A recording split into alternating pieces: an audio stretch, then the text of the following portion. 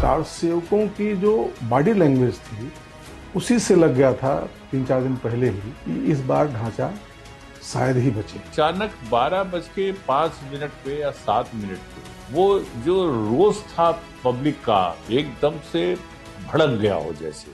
ठीक 32 साल पहले 6 दिसंबर 1992 को अयोध्या में लाखों कार सेवकों ने बाबरी मस्जिद का विवादित ढांचा गिरा दिया था, जिसके बाद देश भर में सांप्रदायिक तनाव बढ़ गया। कई राज्यों में हिंसा हुई और सैकड़ों लोग इस हिंसा की बलि चढ़ गए। उत्तर प्रदेश सरकार में पूर्व सूचना आयुक्त और वरिष्ठ पत्रकार नरेंद्र कुमार श्रीवास्तव 6 दिसंबर 1992 को याद करते हुए बताते हैं, 6 दिसंबर के पहले भी काल हुई थी कार सेवकों की। तो कार सेवकों को यह कहना था कि हम बार बार यहाँ जो है ये बालू डालने थोड़ी आएंगे। ये था कि भाई वो सरजू जी से बालू ला करके डाल दिया जाएगा और सिंबॉलिक कार सेवा हो जाएगी, फिर बाद में देखा जाएगा वगैरह वगैरह, जो इस टाइप का था। लेकिन कार सेवक बहुत गुस्से में थे, खासतौर पर जो आंध्र या महाराष्ट्र से जो लोग आए थे। तो हम लोगों को उसी दिन लग गया था कि कुछ न कुछ इस बार होके रहेगा। साल 1990 में बीजेपी नेता और पूर्व उप प्रधानमंत्री लाल कृष्ण आडवाणी ने राम मंदिर निर्माण के लिए आंदोलन शुरू किया था। उस वक्त यूपी में बीजेपी की कल्याण सिंह सरकार थी और सुप्रीम कोर्ट ने विवादित ढांचे के परिसर में प्रवेश पर रोक लगा रखी थी। बाबरी विध्वंस केस से जुड़े सीनियर एडवोकेट इंद्रभूषण सिंह बताते हैं, अयोध्या का जो डिस्प्यूटेड स्ट्रक्चर था उससे थोड़ी ही दूर पे 250-300 मीटर की दूरी पर राम कथा कुंज था।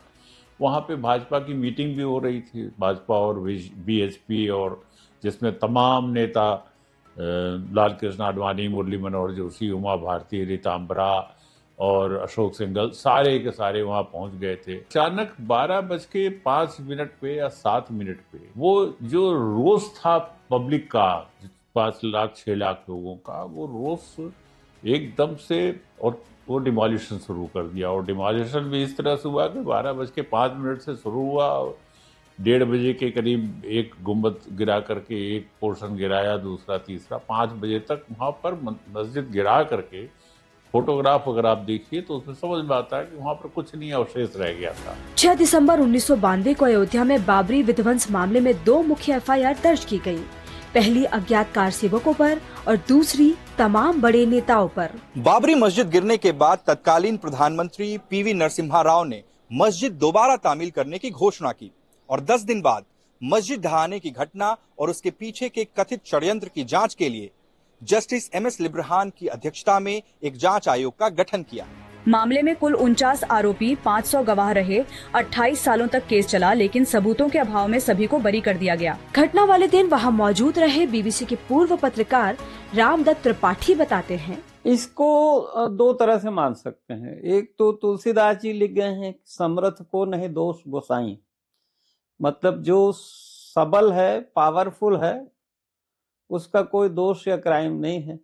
एक तो ये हो सकता है। दूसरा ये कि भाई जुडिशरी ने जिस तरह से ट्रायल कंडक्ट किया और सबको निर्दोष किया, तो ये कह सकते हैं कि भाई बाबरी मस्जिद को किसी ने गिराया नहीं, हम लोग जो देख रहे थे वो सब हम लोग झूठ सपना देख रहे थे और बाबरी मस्जिद खुद ही शर्म के मारे गिर गई। मतलब इसका तो मतलब यही होता है, क्योंकि जो चीज दिन दहाड़े सबके सामने हुई, जिसके सैकड़ों गवाह थे और सुप्रीम कोर्ट के द्वारा अपॉइंटेड एक डिस्ट्रिक्ट जज रैंक के ऑफिसर भी वहां गवाह थे, और इसके बावजूद किसी को भी दोषी न पाया जाना, तो ये तो एक अपने आप में बहुत बड़ा हिंदुस्तान के कानून का मजाक है। हालांकि इंद्रभूषण सिंह के मुताबिक विवादित ढांचे के पूरे इलाके को 8 सेक्टर में बांटा गया था।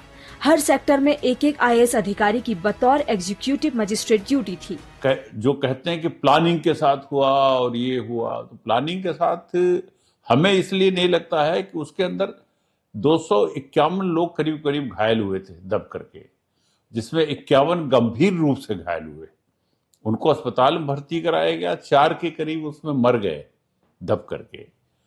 तो ऐसा नहीं लगता है कि अगर प्लानिंग के साथ होता तो इस तरह से नहीं होता कि लोग मर जाते, घायल होते सब। यूपी के चीफ स्टैंडिंग काउंसिल और बाबरी केस में साक्षी महाराज की तरफ से पैरवी करने वाले सीनियर एडवोकेट प्रशांत सिंह अटल के मुताबिक सीबीआई के द्वारा जो विवेचना की गई थी, मुझे लगता है प्राइमा फेसी पॉलिटिकल इन्फ्लुएंस में उस समय सीबीआई ने चार्जशीट फाइल कर दी थी पॉलिटिकल लोगों के खिलाफ, जिनके वीडियो फुटेज बकायदे थे कि वो बाबरी स्ट्रक्चर जो लोग तोड़ना चाहते थे या उसको डिस्टर्ब करना चाहते थे उनको रोक रहे थे, चाहे वो अडवाणी जी हों, चाहे उमा भारती हों, चाहे बाकी लोग हों।